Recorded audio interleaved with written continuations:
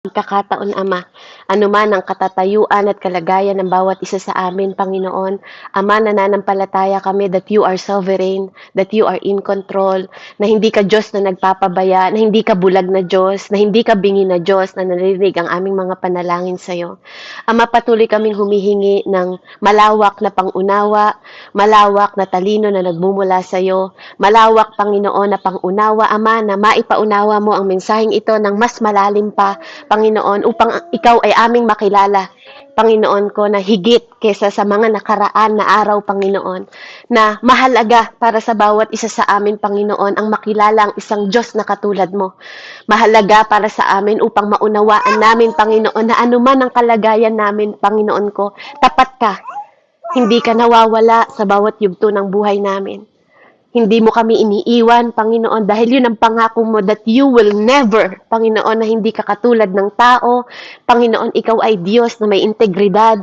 Ikaw ay Diyos na established na, Panginoon, ang salita mo, O Diyos, dito sa lupa at diyan sa langit, Panginoon. Kaya, Ama, ngayong oras na to, hayaan mo, Panginoon, na tanggapin mo ang lahat ng honor, Panginoon, Lord.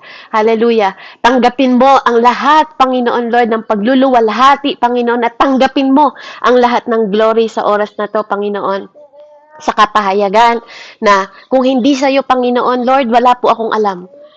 Kung hindi sa iyo, Panginoon, Lord, isa lang po ako, Panginoon, Lord, alulod, Panginoon, na daluyan lang, Ama, dito sa mundong ito. Kaya nagpapasalamat ako, Panginoon, sa isang pribilehiyo na patuloy mong ipinagkakaloob sa bawat isa sa amin, Panginoon ko, na magamit mo para sa iyong glory, O God. Salamat na bahagi kami, Panginoon ko, at nagiging bahagi kami, Panginoon, ng tinapay ng buhay, Panginoon ko, sa oras na to. Kaya purihin ka, dakilain, lalhatiin ka, Panginoon, sa pangalan ni Jesus, ikaw ang makita, itago mo lang ako sa iyong likuran, ang mga salita na ilalagay mo sa aking bibig, Panginoon, ay patuloy, Panginoon, na mapaluguran, Panginoon, at maitanim sa pinakamatabang parte ng aming puso, tumimo, Panginoon, Lord, at ma-absorb ng bawat isa sa amin, Panginoon, saan man kami pumunta, O God, sa mundong ito. In the mighty name and powerful name, Jesus, I pray. Amen. Praise God. Amen, Siana. Ayan, nakikisabay po si Siana, nagdadasal siya. So, praise God. So, tayo po'y dumako sa Matthew 7. Matthew 7:15 hanggang 20. Basahin ko po muna sa Tagalog and then basahin niyo po sa English kung sino pong available. Ano po? Ayan. So, sabi po dito, Matthew 7:15 hanggang 20. Watch out for false prophet. Ulitin ko po. Watch out for false prophet. They come to you in sheep clothing, but inwardly they are ferocious wolves. But their fruit, you will recognize them. Do people pick grapes from the thorn bushes or pig from thistles? Likewise, every good tree bear good fruit, but a bad tree bear bad fruit. A good tree cannot bear bad fruit, and a bad tree cannot bear good fruit. Every tree that does not bear good fruit is cut down and thrown into the fire. Thus, by their fruit, you will recognize them. Purihin ng Panginoon. Pabasa po sa Tagalog. Amen. Praise the Lord. Sabi po sa Tagalog, sa gawa makikita. Mag-ingat kayo sa mga bulaang propeta na nagsisilapit sila sa inyo na animoy tupa, ngunit ang totoo'y mababangis na asong gubat. Makikilala ninyo sila sa kanilang mga gawa. Napipitas ba ang ubas sa puno ng dawag o ang igos sa puno ng aroma? Nagbubunga ng mabuti ang bawat mabuting punong kahoy, subalit nagbubunga ng masama ang masamang punong kahoy. Hindi maaaring magbunga ng masama ang mabuting punong kahoy, ni ng mabuti ang masamang punong kahoy. Ang bawat puno na di nagbubunga ng mabuti ay pinuputol at itinatapon sa apoy. Kaya nga, makikilala ninyo sa kanilang mga gawa ang mga bulaang propeta. Purihin ang Diyos at pagpalain ang kanyang salita. Amen. Glory to God po, Nay. Marami pong salamat. So, makikita po natin, ano po, hindi po sinabi, dito po sa talata na to, makikita niyo siya sa Bible, naka-red highlights po siya, no? Naka-highlights po siya ng red, nakasulat po siya ng red, no po?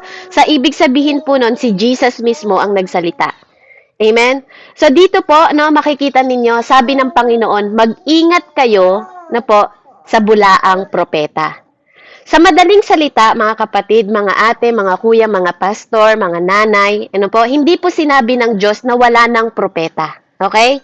Malinaw po yun. Common sense po, ano? Malinaw po yun na hindi niya sinabing wala ng propeta, mga kapatid. Hindi po ganon. Ano po? Kaya yung mga nagpapahayag po ng mga salita ng Panginoon, amen, na sinasabing wala na pong propeta, ano po, hindi po tinatanggal ng Panginoong Diyos ang mga propeta. Amen? Ang mga apostol, ang mga evangelist, ang mga teacher at pastor, wala pong tinanggal sa Bible. Kaya wag po nating baguhin ang Bible. Amen? Ang sabi po dito, mag-ingat kayo, amen, sa mga bulaang propeta. Amen? So, ibig pong sabihin, kung may bulaan, may totoo. So, hindi po sinabing wala na. Amen? So, malinaw po yun, no? Be careful, sabi ng Panginoon. Amen? Kaya dito po, pag-aaralan natin ang bunga. Ano ba'y tinatawag na bunga? Amen? What is the fruit? Dahil sa binasa nito ni Nanay Andrea, nakita nyo po, ang bunga, sabi, makikita. Makikita mo sa kanila. Ibig sabihin, halata ang bunga. Amen? So, purihin ang Panginoon dahil may iba't ibang klase ng bunga. Amen? Sa Luke 13 po, pag-usapan natin, Luke 13, 18 at 19, may mga ibabagsak po ako na mga verses, ano po, sa mga kapatid ko, ano po, yung lalo na sa mga touch of grace na nandun sa loob, isulat nyo po yung mga verses, at pag-aralan nyo pagkatapos natin. Amen? At ano po, idig nyo ng mas malalim. Idig natin ng mas malalim ang mensahe ng Panginoon. Hindi lang parang narinig natin siya and then, okay na yun, naibahagi naman na. Yung hindi natin inaalam kung totoo o hindi. Amen? So, magbuklat po tayo sa Luke 13, 18 po, hanggang 19. Sabi niya dito, pabasa po sa Tagalog, babasahin ko sa English. Then Jesus asked. Si Jesus po ulit to ha, lahat po ng binigay ko na si Jesus po ang nagsasalita. Amen? What is the kingdom of God like? What shall I compare it to? 19. It is the mustard seed which a man took and planted in the garden. It grew and became a tree, and the birds perch in the branches. Amen. Tagalog po, Luke 13, 18, 19. Amen. Ang sabi po dito, sa Tagalog, ang talinghaga tungkol sa butil. Sinabi ni Jesus, ano ang katulad ng paghahari ng Diyos? Saan po ihahambing ito? Katulad ito ng isang butil ng mustasa na itinanim ng isang tao ng isang butil ng mustasa na itinanim ng isang tao sa kanyang halamanan. 19, ito'y lumalaki hanggang sa maging punong kahoy at namugad ang mga ibon sa mga sanga nito. Purihin ang Diyos. Amen. Malinaw po, tingnan nyo po ano daw yung kingdom? Ano po? Sabi niya doon, yung kingdom daw, ito daw ay buto na tinanim ng isang tao na lumaki sa kanyang bakuran at namunga. Amen? Amen? So, malinaw po, mga kapatid, there is difference between kingdom of God, amen, and heaven. Amen? So, malinaw po, unawain niyo pong mabuti, yung mensahe. Yung kingdom po, hindi siya lugar. Ang heaven, lugar. Amen? You will never see heaven repair to a tree. Pero yung kingdom ni-repair niya sa tree. Nakita niyo po? So, what is the fruit? Amen? What is the fruit? Okay? So, ang heaven po, hindi kahit kailan inihalin tulad ng Panginoon sa puno o kahit sa buto. Pero ang kingdom, mga kapatid, ang kingdom, hinalin tulad niya sa buto na naging puno sa bakuran at yung mga namunga daw. At namunga yon sa bakuran ng isang tao ha, sa bakuran ng isang tao namunga. Amen? Okay. So pag-usapan natin, na po, ang heaven, hindi siya ni-repair sa tree, but kingdom, it is referred to a tree. Bakit po? Because it is not location. Hindi lokasyon ang kingdom, mga kapatid. Na po, hindi lokasyon ang kingdom. The kingdom is the manifestation of God into human. Okay? Tagalogin natin. Ang kingdom po, no? Yung kingdom, manifestation yun ng kingdom sa'yo, sa tao. Nagmamanifest ang kingdom ng Diyos sa tao. No po? God into human. Kaya nga sabi niya, ito ay buto na itinanim ng isang tao, di ba po? Na sa kanyang bakuran, doon lumalaki. Amen? So malinaw po ano? You and I are the location of God. Paano ko yun sinabi? Paano mo nasabi, Sis Beb? Basahin po natin, Luke 17. Pahanap po Luke 17, 2021. Luke 17, 2021. Amen? Luke 17, 2021. Si Hana, babaan mo anak. Shh. Okay. Luke 17, 2021, si Jesus din po ang nagsasalita. Amen? Sabi niya po dito, once, on being asked by the Pharisees when the kingdom of God would come, Jesus replied. Puro si Jesus po ang nagsalita ha. The coming of the kingdom of God is not something that you can observe. 21, nor will people say, here it is or there it is, because the kingdom of God is in your midst. Pabasa po sa Tagalog. Amen. Praise God. Sabi doon, ang pagkatatag sa kaharian ng Diyos. 20, minsan si Jesus ay tinanong ng mga Pariseyo kung kailan itatatag ang kaharian ng Diyos.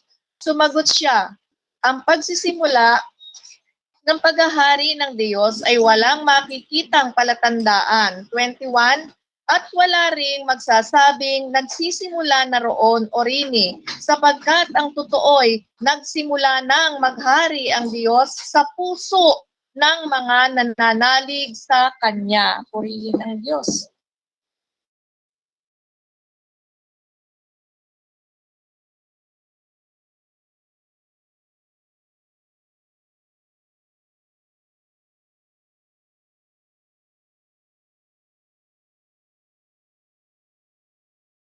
Nakamute ka po, Sis Beb. Praise God, salamat po, Nay. So malinaw po, ano po, hallelujah, na ang kingdom of God po is hindi po siya place. Hindi siya katulad ng heaven na sinasabi po ng mga tao. Amen? Ano sabi sa Matthew? Yung lagi pong sinasabi, Matthew 6:33, laging sinasabi ni Ate Ninya to seek the kingdom of God and His righteousness, and all things shall be added unto you. Amen? So what is the kingdom? Ano yung sinisik natin? Ngayon po, sagutin niyo yung tanong na, seek first the kingdom of God. Amen? Matatagpuan ba to sa'yo? At matatagpuan ba to sa akin? So, sino yung tinuturo niya? Amen?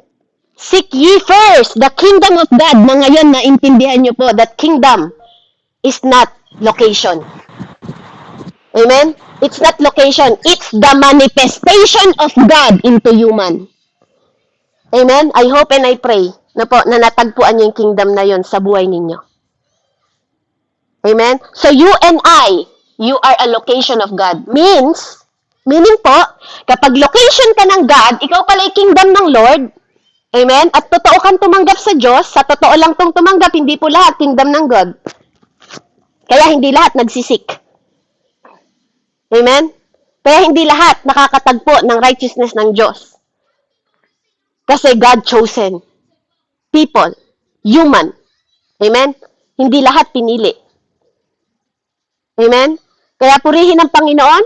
Maaaring lahat pinatawag niya, pero hindi lahat pinili. Yes? So sabi po dito, na po, kung ikaw ay location, 'di ba? Kung ikaw at ako ay location ng Panginoon, dahil hindi ito location na katulad ng heaven. Ibig sabihin, pag heaven kasi, hiwalay ka eh. Pag kingdom, kanya ka. Ibig sabihin, teritoryo kanya, occupied ka niya. Kumbaga sa hotel, ang isang room, di ba, na occupied na, hindi na pwedeng lamanan ng iba. Kaya nga, you cannot possess. Di ba? Hindi ka pwedeng, pag pinapanahanan ka na ng Holy Spirit, hindi ka pwedeng maposes ng mga masasamang espiritu. Okay? Okay? So, kapag ikaw po ay nasa kingdom, o ikaw ang kingdom, di ba? Na po, ikaw ay naka-tied up na. Na ba? Ibig sabihin, nakatali ka na sa sovereignty, na po, sa kapangyarihan ng Panginoon Diyos. Na po, ang Diyos ang nagro-ruler sa'yo. Di ba? Ano po? Or pwede rin pong tawagin na we call the emperor. Di ba? Tayo po ay may emperor na nagko-control sa atin sa massive territory, sa malawak na teritoryo. Amen? Kaya nga sabi po sa Genesis 3, na po, makikita natin sa Genesis 3 from verse 8, na po, Genesis 3, basahin nyo din po para maintindihan natin ang English Tagalog. Genesis 3, verse 8 po ako magsisimula. Then the man and his wife heard the sound of the Lord God as he was walking in the garden in the cool of days, and they hid from the Lord God among the trees of the garden. But the Lord God called the man, "Where are you?" Verse 10, he answered, "I heard you in the garden, and I was afraid because I was naked, so I hid." Verse 11, and he said, "Who told you that you were naked? Have you eaten from the tree that I commanded you not to eat from?" Amen. So hanggang 11 po.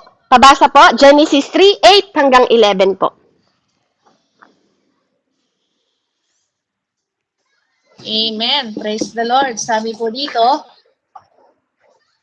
Genesis 3:8. 8. Praise God. Ayan, sabi po. Pagdadapit hapon, narinig nilang naglalakad sa halamanan si Yahweh. Kaya nagtago sila sa kahuyan. 9. Datapwat, tinawag ni Yahweh ang lalaki at tinanong, "Saan ka naroon?" "Natakot po ako nang marinig ko kayong nasa hardin. Nagtago po ako sapagkat ako'y hubad."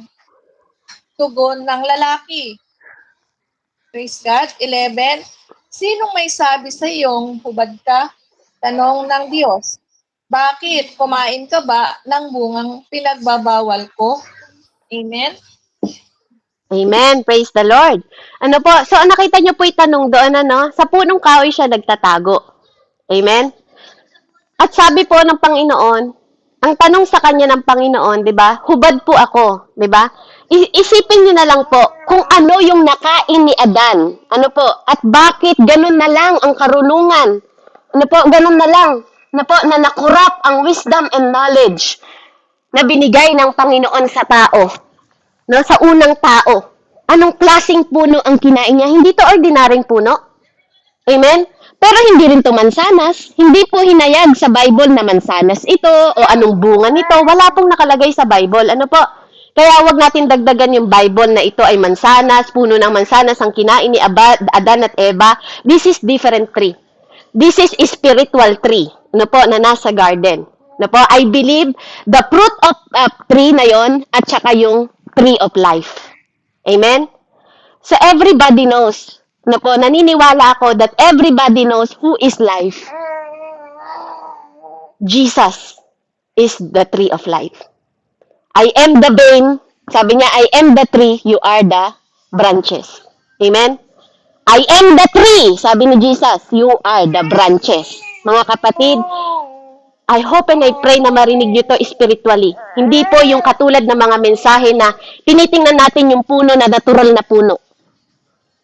Na po, yung puno sa garden na yon pinapahayag po sa atin by the Spirit of the Lord, it is two tree na spiritual.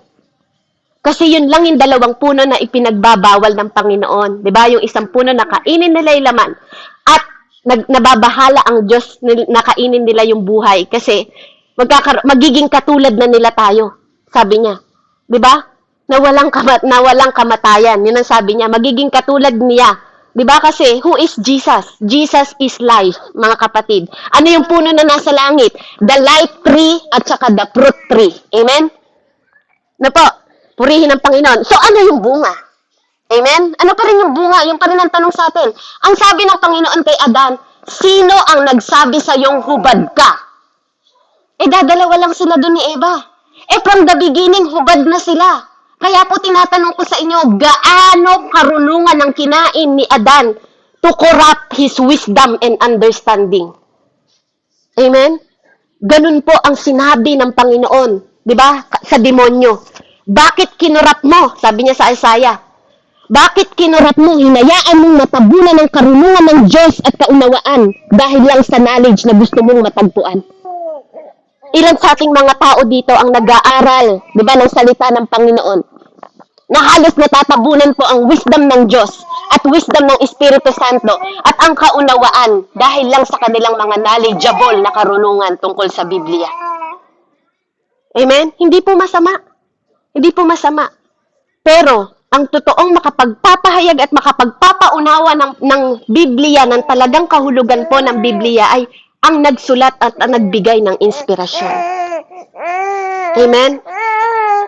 Ano po, purihin po ang banal na spirito sa kanyang wisdom, ano po, na patuloy na pabahagi po sa bawat isa sa atin.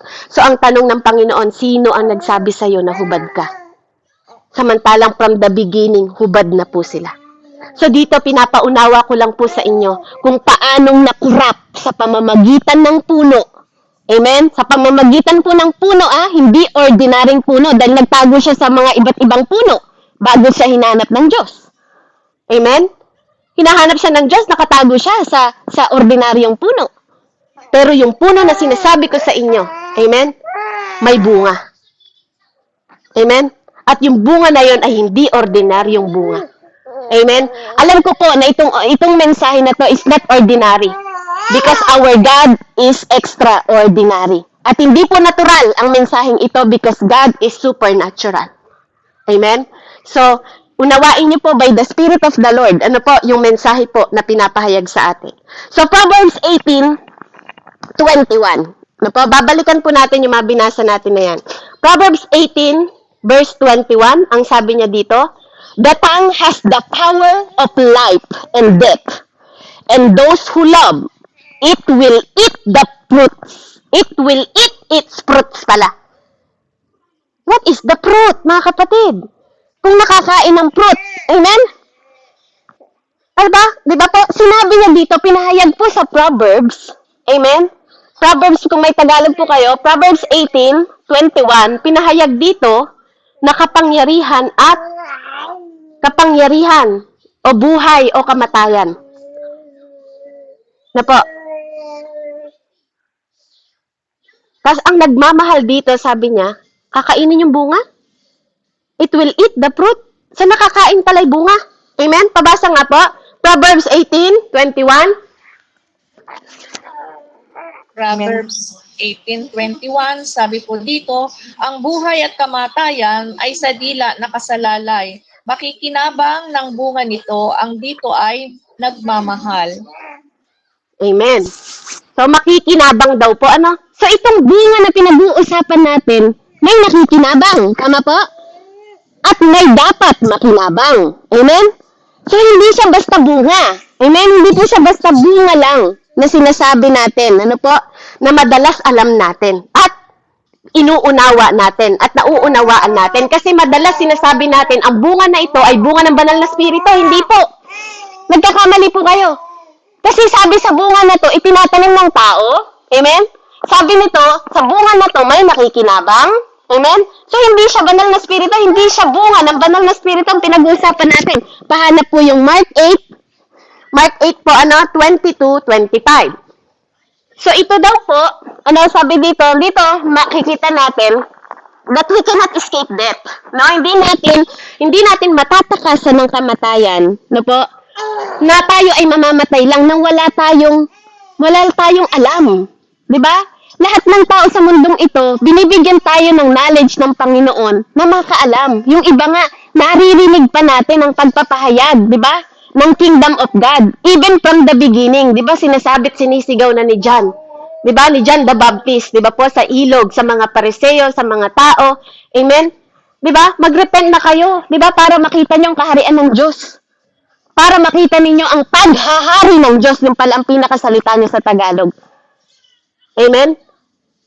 Purihin po ang Panginoon. So ito pong lalaki na to, no, na pinagaling ng Panginoon, sa Mark 8 po, makikita ninyo, pabasa po muna sa Tagalog, 22 hanggang 25. Amen. Sabi po dito sa Mark 8, chapter 22-25, pinagaling ni Jesus ang isang lalaking bulag. Dumating sila sa Bethsaida, dinala kay Jesus ng ilang tao ang isang bulag at ipinamamanhik na hipan ito. Inakay niya ito sa labas ng bayan, niluran ang mga mata saka ipinatong ang kanyang mga kamay. May nakilala ka na bang anuman? May nakikita ka na bang anuman? Tanong niya. 24, tumingin ang lalaki at ang wika. Nakakakita po ako ng mga taong lumalakad, ngunit sila'y parang punong kahoy. 25, muling hinipo ni Jesus ang mga mata ng bulag. Ito'y tuminging mabuti. Tanumbalik ang kanyang paningin at malinaw niyang nakita ang lahat. Purihin ang Diyos. Yun lang po, 25. Amen. Purihin po ang Panginoon. Ano pong sabi niya? Nung unang pagtakip si Jesus po itong nagpagaling na to sa bulag. Ito pong bulag na to, from pinanganak, bulag na siya. So, ibig sabihin po, hindi siya nakakita ng puno. Tama? Hindi niya alam ang itsura ng puno. Pero nang tinakpan ni Jesus Christ yung kanyang mata, amen? Naidala po siya sa dimension, sa ibang dimension. Tingnan niyo po ano daw yung nakita niya. Hindi pwedeng hindi siya nakakita kasi nakita niyang puno Pero yung puno daw parang tao. Hallelujah. 'Di ba? Yung puno daw po parang tao. Do you see? Sabi ni Jesus Christ sa kanya, do you see anything? Sabi niya sa English. Tapos, ito pong lalaki na to, anong sabi sa kanya? I see people. They look like trees walking around. Hallelujah. Ano po? I believe, ibang dimension ang pinuntahan niya. Ano pong sabi ko kanina? Sa Eden of Garden, amen, yung tree of life. Amen? Tree of life is Jesus. Ano po? I believe. Sa ibang dimension, God is omnipotent. Yung tree na nakikita niyang naglalakad. Yung puno na nakita niyang parang taong naglalakad na yon, I believe it's Jesus. Pero sa ibang dimension siya dinala. Anong ginawa ulit ni Jesus sa kanya? Hallelujah. Salamat po sa revelation ng Panginoon sa atin. Anong ginawa? Nanay Andrea, tinakpan ulit yung mata, di ba? Ay, maling dimension, sabi ni Jesus. Di ba? Ay, maling dimension. Nadala ko siya sa maling dimension. Tinakpan ulit ni Jesus yung mata niya. Basahin niyo po hindi po ako nagbibiro. Sa Mark 8, Mark 8, tinakpan ulit ni Jesus yung mata niya. Sabi niya, one more, Jesus put his hand on the man's eyes. Diba? Yung tamang lokasyon na pinagdala ni Jesus sa lugar na yon, bakit tatakpan ulit ni Jesus yung mata niya? Amen? Tinakpan ulit ni Jesus. Nag-attempt ulit si Jesus na takpan. Ay, maling dimension ko siya nadala. Diba? Then his eyes were open. His sight was restored. Diba? Pinagaling ni Jesus yung kanyang mata. And he saw everything clearly. Nakita niya ng mas malinaw.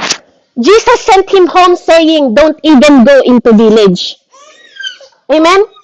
Di ba po? Hallelujah. 'Di ba? Purihin ng Panginoon, saka pa lang siya bumalik sa talagang lugar kung nasan sila ni Jesus. Amen? Dahil nadala siya ni Jesus sa maling, yung sight niya, yung spiritual sight niya, napunta sa ibang dimension. Kapatid, believe it or not, sabi nga po, we are fighting spiritually dito sa mundong ito, sabi nga sa Ephesians. Hindi ang kalaban mo mga flesh, kundi mga espiritu sa himpapawid.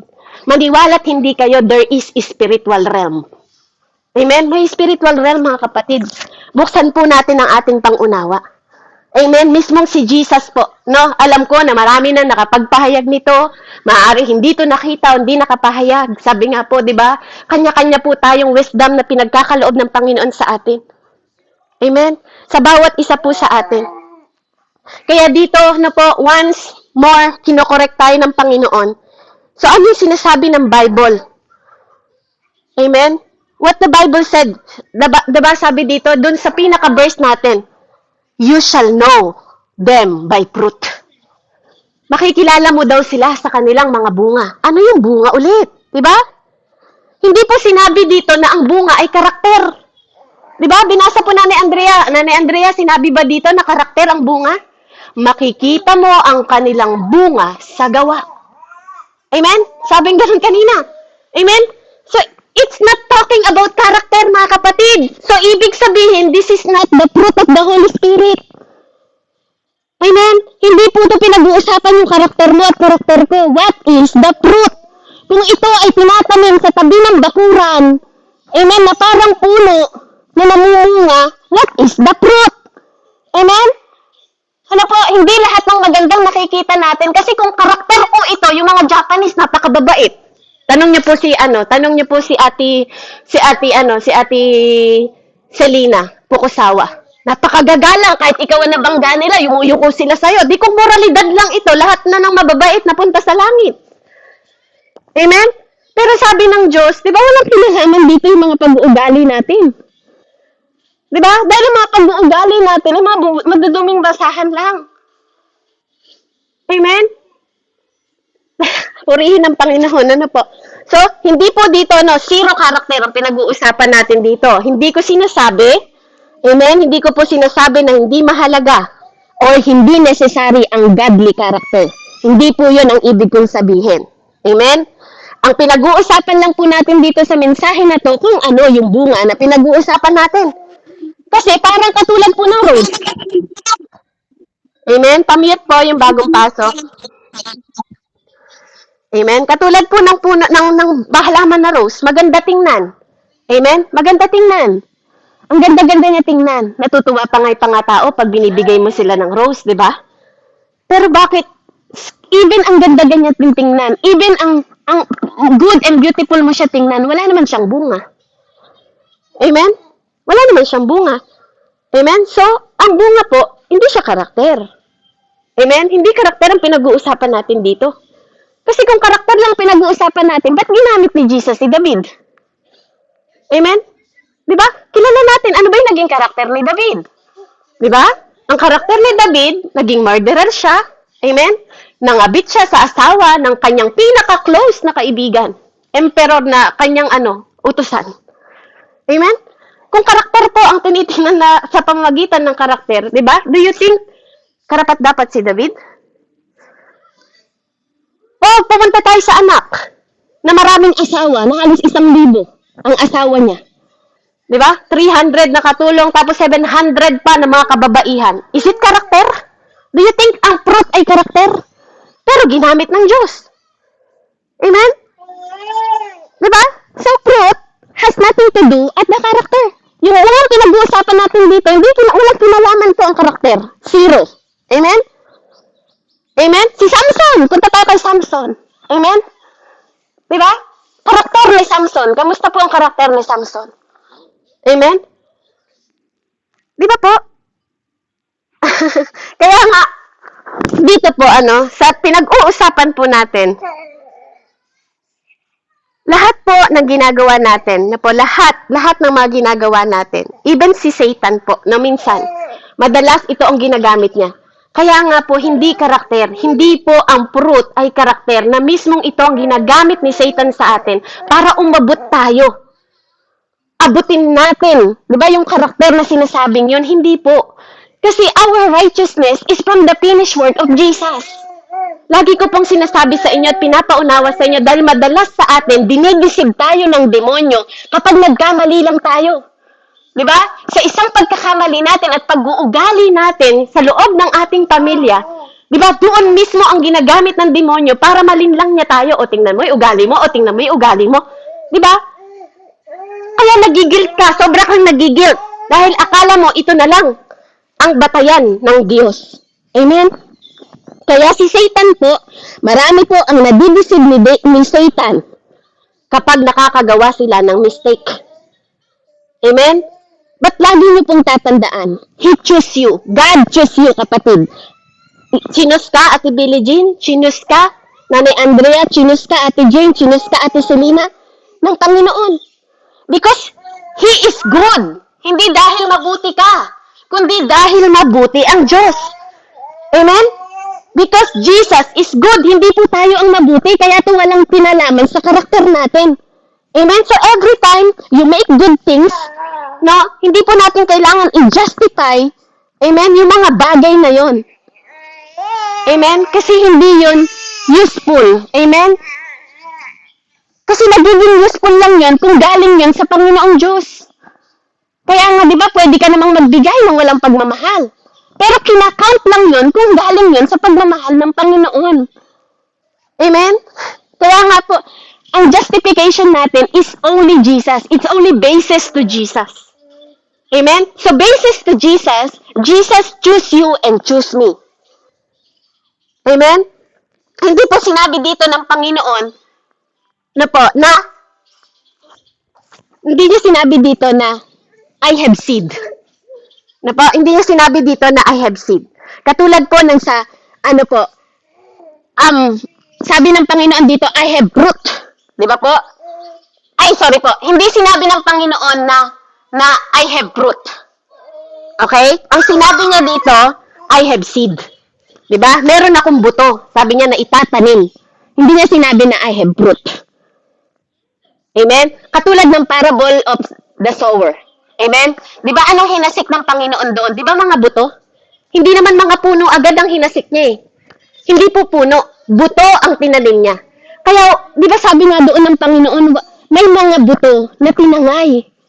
Amen? May mga buto na tinanim sa duwagan, may mga buto na napunta sa may mga madadamo, may napunta sa mga batuhan, may mga buto na tinangay ng ibon, di ba? Ng demonyo, mga tao na nakakarinig tapos pag tinuka na, tinatangay na, tumatalikod na sa Diyos. Kunwari po, maano sa foundation ng salita ng Diyos, pero pag dumating na ang pagsubok, nawawala na sila.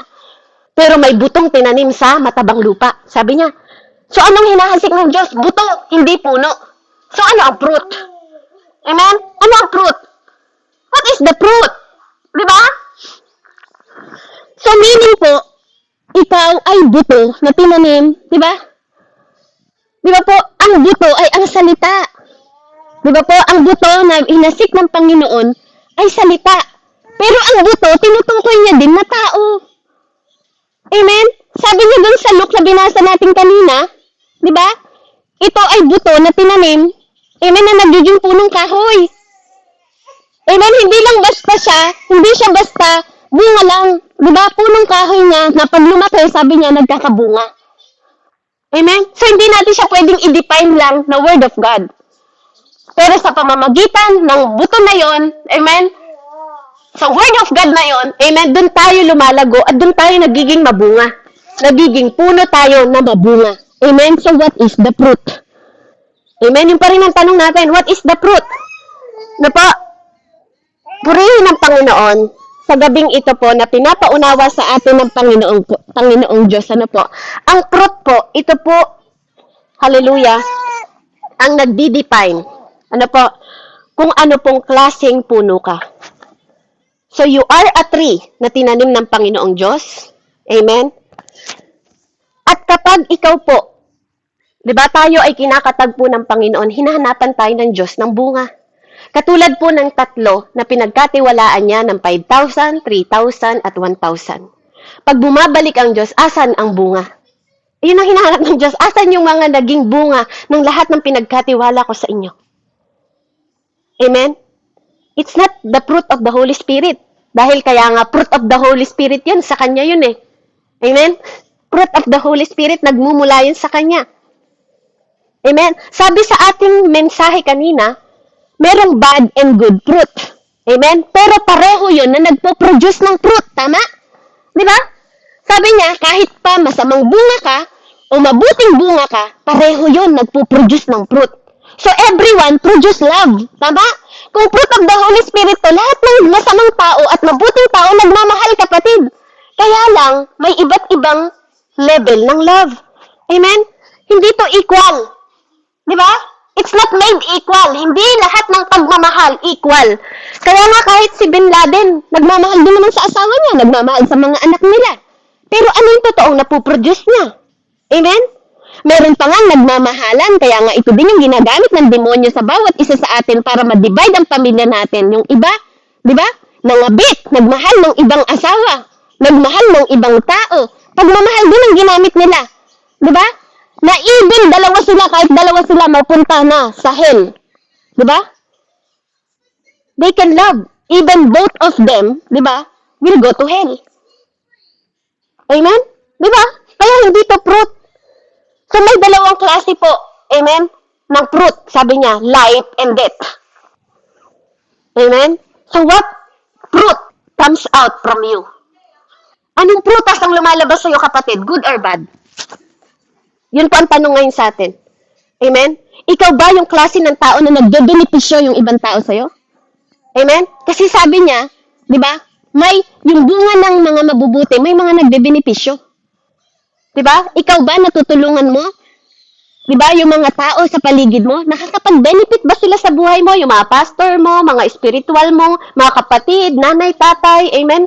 Mga kapitbahay, amen? Mga ibang tao, unbelievers man o believers. Ikaw ba yung klaseng tao na nagbe-benefits mo yung ibang tao tuwing naririnig ka nila? Nagsasalita dahil sa bibig galing ang buhay at kapangyarihan? Amen? Kapag nagsasalita ka ba, nabe-benefits ba, nabe-bless ba yung ibang tao kapag nagsasalita ka? Kapag nagpo-propesya ka sa kanila, it is, nagka-come to pass ba to? Nagaganap ba yung sinasabi mo? Nangyayari ba yung sinasabi mo? Kasi si Jesus, sinasabi nila, Jesus is blasphemy. Sa tuwing nagsasalita si Jesus, ba't lahat ng sinabi ni Jesus nagkatotoo, mga kapatid? Kasi po, lahat ng good and perfect gifts, di ba, ay galing sa Diyos. Kaya, ano man ang ability mo to comfort and to elevate other people, amen, yun yung bunga mo. Amen, lahat tayo pinagkalooban ng Panginoon. Pinagkatiwalaan ng Panginoon tayo sa mga abilidad. Pero ang tanong, asa ng bunga? Yun po yung tinatawag nating bunga. Yung mga tao na may kakayahan pang mailapit sa Diyos, amen, at maipaunawa mo sa kanila at maipaliwanag mo sa kanila ang kahalagahan ng purpose nila sa mundong ito. Hindi ka lang ngawa ng ngawa. Ilan ng tao ang nadala mo sa paanan ng Diyos? That is the bunga. Kaya nga sabi ng Panginoon, may isang taong binigyan niya ng buto, itinanim, para makita ang kingdom of God. At yung kingdom na yon magkakaroon ng mga branches. Amen? Pero paano ka magiging mabunga? Amen? Paano in return sa Panginoon, maibibigay mo ang purpose natin at divine calling na pinagkaloob niya sa atin dahil tinawag ka niya at tinawag niya ako. Hindi ibang tao ang tumawag sa'yo, kapatid. Diba? Ilang mga tao ang nabibigyan mo at nababago mo ang buhay dahil kapag nagsasalita ka, mas nauunawaan nila ang kahulugan ng pag-ibig ng Diyos. Amen? Ask to yourself, how they benefit. Paano sila nakakapag-benepisyo sa buhay mo? Hindi mo pwedeng questionin ang prutas? Hindi ko pwedeng questionin ang mangga. Mangga ka ba? Hindi ko pwedeng questionin yung orange. Orange ka ba? Hindi ko rin pwedeng questionin kayo, mga kapatid. Kristiyano ka bang talaga? Questionin natin yung sarili natin ngayon. Tingnan natin yung mga sarili natin ngayon. Meron nga bang mga taong nagbe-benepisyo sa buhay natin? Nagiging pagpapala nga ba tayo sa mga tao?